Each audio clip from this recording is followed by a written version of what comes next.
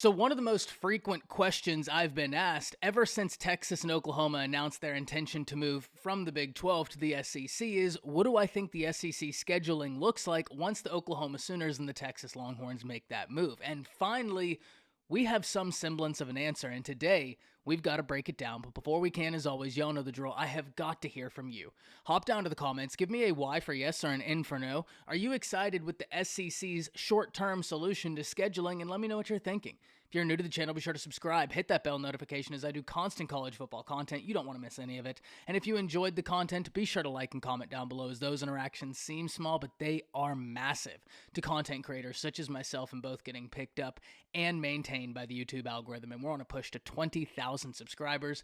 I'd love to have you part of this unbelievable community. But having said all that, let's jump right into this. And first and foremost, we need to talk about what the SEC decided on, where after the meetings, it was announced that they would play an 8-game SEC schedule, one fixed rival, and the big news here, no divisions in the 2024 season. Now, it is important to note before we go any further in this that by all indications, this is not the end of the scheduling talks for the SEC. This is simply a band-aid, something that they can put forth, something to where they at least have a plan before they start looking at their big picture. And we need to discuss the two reasons given why the SEC is going with a short-term solution. The first and foremost is if they're going to move from an 8-game SEC schedule to a 9-game SEC schedule, they want to be compensated fairly for that. They believe that that calls for more money for each team in the SEC, something that's not currently in the cards with ESPN. So they're going to have to go back to the negotiating table and figure that out. And let's be honest, I think when we look at the way these TV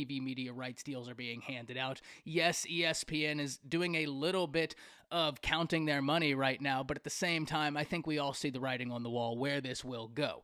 The second reason the SEC decided to do a short-term fix instead of a long-term solution is uncertainty with the college football playoff and how that expansion is going to look, whether or not it's conducive to success to stack in more SEC games, and if those SEC games will help an SEC team make the college football playoffs. Personally, I give much more credence to the first reason as opposed to the second reason, because we kind of have an understanding of what the college football playoff expansion are going to look like, though we haven't seen it happen in practice. But we do know the parameters that have been floated.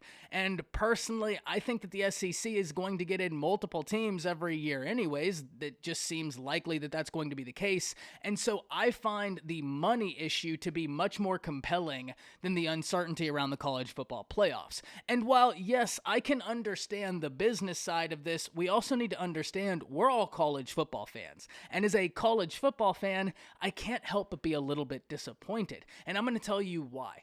Yes, I understand this is a short-term solution, and I'm very excited to see what the long-term vision is for the SEC.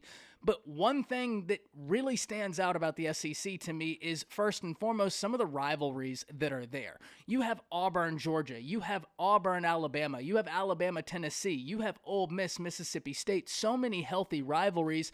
And whenever the thought was being thrown out there that the SEC could do a 9-game SEC schedule and 3 fixed opponents, that really excited me. The primary reason for that was if you take the Alabama Crimson Tide, for example, their big rival that everybody in college football knows about is Auburn. Everybody looks forward to the Iron Bowl.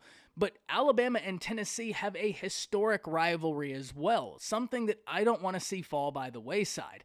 And then it opened up the opportunity for the third fixed opponent for Alabama to be LSU. That's not what we're going to see in the 2024 season. Now, that's not to say that's not what we are going to see in the future. It's just that in the short term, that's not what we're going to see. So what will the SEC scheduling look like in 2024? Well, we'll know more on June 14th when the SEC schedule for 2024 is set to be released, but in the meantime, what it's going to look like is no divisions, and the best 2 teams at the end of the year will play for the SEC championship game. And I am super intrigued. The one thing that Kirby Smart was saying that the 8-game model does allow for is that you'll get to play a lot more teams with a lot more flexibility. And so in that vein, teams will at least get to see each other, and you'll be able to maintain rivalries like that. But I am of the mindset that these historic rivalries, they need to be played every single year. I think college football is better when these rivalries happen. And I think any way we can foster these rivalries, that's the best thing for the game. I understand the money aspect here. I can't say I understand the college football playoff expansion argument here because it seems likely to me that the SEC is going to get in multiple teams anyways. And so I think that having an argument of, well, we played 9 SEC games, there are 3 SEC teams slotted to get in, we have a high strength of schedule. To me, that's an argument that moves the needle, but I'm also not the one sitting in those rooms. I'm looking at this like a fan, where to me, a harder schedule should be something that is rewarded at the end of the year, which is why I really did like that 9 SEC game schedule with the 3 fixed opponents. But we do need to keep one thing at the forefront of our minds, because I've seen a lot of people talking about this and having averse reactions. This is a band-aid. This is a short-term solution, and the SEC is keeping their options open. And it seems inevitable that the 9-game format is where we will end up. It's just all about figuring out these uncertainties. So now that this information is out there, I'm sure SEC fans everywhere are going to have June 14th circled on their calendars, because we're going to get even more clarity as to what the future could hold. Until then, hop down to the comments, let me know what you're thinking. That's it. See ya.